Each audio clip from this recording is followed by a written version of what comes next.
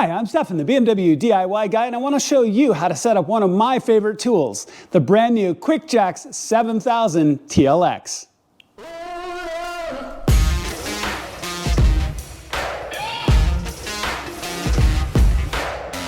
All right, y'all, so let's talk about this project a little bit before we do it, and this is truly one of my favorite tools.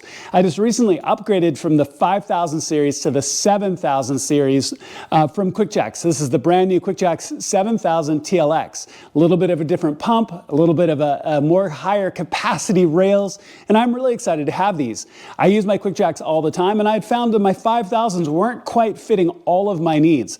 I needed a larger range to cover a wider variety of cars, and I measured them all out, and the 7000s were perfect.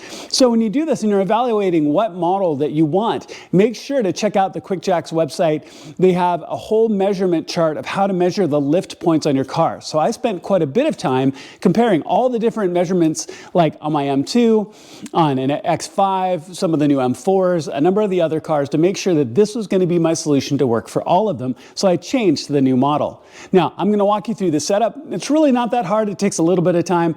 Let me show you what it looks like when this package arrives, and hopefully you've got a UPS guy with some muscles. All right, before we get started and I bust everything out of the boxes, let's take a look at the delivery itself.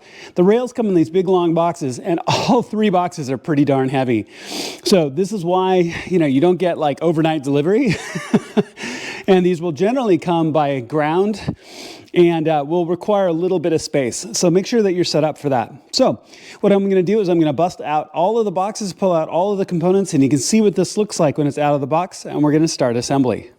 All right, so everything taken out of the box, so you can see what it looks like here. And I will say, coming from the 5000 series, you can definitely see the difference. I mean, all of the support bars here are, they're now square, and they're probably, twice the size of what they used to be. This is a much more solid piece.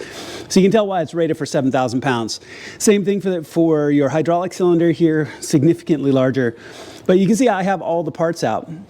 So everything laid out and ready to go. One other cool observation is actually the lifting blocks themselves.